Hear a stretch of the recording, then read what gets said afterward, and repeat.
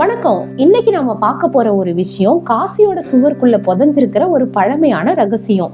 வெறும் 3 நிமிஷத்துல, அதுவும் சூரிய உதயத்துக்கு முன்னால உங்க விதியை எப்படி மாத்தி எழுதலாம்னு தெரிஞ்சுக்க போறோம். அதிகாலையில 3:40க்கு காசியில அப்படி என்னதான் நடக்குது? அறிவியலால கூட புரிஞ்சுக்க முடியாத அந்த நிகழ்வு உங்க வாழ்க்கையை மாத்திர சக்தியோட எப்படி சம்பந்தப்பட்டிருக்கு? வாங்க இந்த ஆழமான ரகசியத்தை நாம ஒன்னா சேர்ந்து தெரிஞ்சுக்குவோம். நாம இப்ப பார்க்க போறது ஏதோ டைம் மேனேஜ்மெண்ட் டெக்னிக்லாம் இல்ல. இது நம்ம முன்னோர்கள் கண்டுபிடிச்சு காலப்போக்குல மறைஞ்சு போன ஒரு வேத சூத்திரம். இத சரியா புரிஞ்சுக்கிட்டா வெறும் 3 நிமிஷத்துல உங்க வாழ்க்கைய புரட்டி போடுற சக்தி இதுக்கு இருக்கு. நம்மள நிறைய பேரு காலையில சீக்கிரமா எந்திரிப்போம், ஆனா ஏன் ஒரு மாற்றமும் தெரிய மாட்டேங்குது? உங்களுக்கு அப்படி என்னைக்காவது தோணி இருக்கா? காரணம் இதாங்க, அலாரம் வச்சு எந்திரிக்கிறது நேத்திய கவலையோட புது நாள் ஆரம்பிக்கிற மாதிரி, ஆனா பிரம்ம முகூர்த்தத்துல விழிக்கிறது உங்களையே இந்த பிரபஞ்ச சக்தியோட இணைக்கிற மாதிரி. அப்போ இந்த பிரம்ம முகூர்த்தம்னா என்ன? வேத நூல்கள் படி இது சூரிய உதிக்கிறதுக்கு முன்னாடி இருக்கிற 48 நிமிஷத்துல பொன்னான நேரம். அந்த டைம் காத்துல வெறும் ஆக்சிஜன் மட்டும் இல்ல,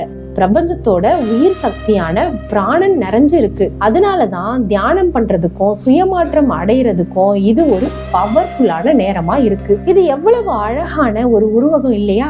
வேதங்கள் சொல்ற மாதிரி இந்த பிரபஞ்சத்துல இருக்கிற எல்லாமே நம்ம உடம்புலயும் இருக்கு. ஆனா நம்ம அந்த பிரபஞ்ச ஆற்றலோட தொடர்பு இழந்து சிக்னலே கிடைக்காத ஒரு ரேடியோ மாதிரி ஆயிட்டோம். இந்த காசி ரகசியம் அந்த சிக்னலை மறுபடியும் படிக்கிறதுக்கான திறவுகோல் தான். இப்ப நாம தீர்வுக்கு வருவோம். அந்த மறைஞ்சு போன சூத்திரம் திரிபுரா ரகசியம் அப்படிங்கிற ஒரு பழமையான நூல்ல இருந்து வருது. இந்த ரகசியம் அந்த பிரபஞ்ச சிக்னலை மறுபடியும் சேர உதவுற ஒரு துல்லியமான 3 நிமிஷ சூத்திரத்துல அடங்கி இருக்கு. அந்த 3 நிமிஷம் ஆரம்பிக்கிறதுக்கு முன்னாடி ஒரு முக்கியமான ஒரு முதல் விதி இருக்கு. நீங்க கண்ணு முழிச்ச முதல்ல சில கணங்கள் உங்க மூளை ஒரு ஆழமான தியான நிலையில, அதாவது தீட்டா நிலையில இருக்கும். அப்ப நீங்க விதைக்கிற எந்த ஒரு எண்ணமோ ஒரு பெரிய ஆலமரமா வளரும். அவசரப்பட்டு எந்திரிச்சு நடக்காதீங்க. இந்த மந்திர வாய்ப்பை நீங்க இழந்துருவீங்க. இதோ அந்த 3 நிமிஷ ஃபார்முலா. இதுதான் முதல் நிமிஷம் உங்க உடம்புக்காக, அதாவது அன்னமிய கோஷம். 2வது நிமிஷம் உங்க உயிர் சக்திக்காக, அதாவது பிரணாமிய கோஷம். 3வது நிமிஷம் உங்க மனசுக்காக,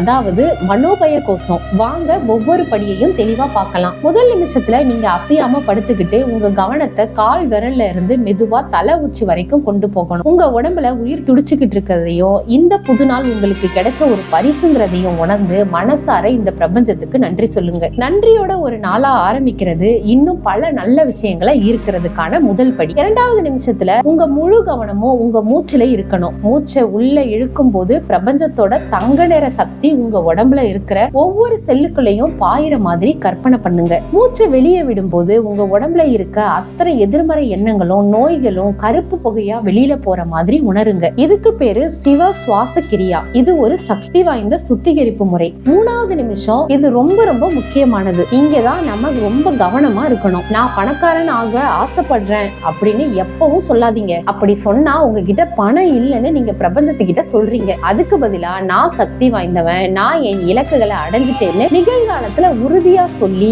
அந்த வெற்றியை உங்க மனக்கண்ல ஒரு சினிமா மாதிரி தெளிவா பார்க்கணும். சரி, இந்த ஃபார்முலாவை ஒரு நாள் செஞ்சா போதுமா? இல்ல, இது ஒரு 21 நாள் உருமாற்ற பயணம். இந்த பயணத்துல என்ன எல்லாம் நடக்கும், அதை எப்படி நாம எதிர்கொள்ளணும்னு இப்ப பார்க்கலாம். ஏன் குறிப்பா 21 நாள்?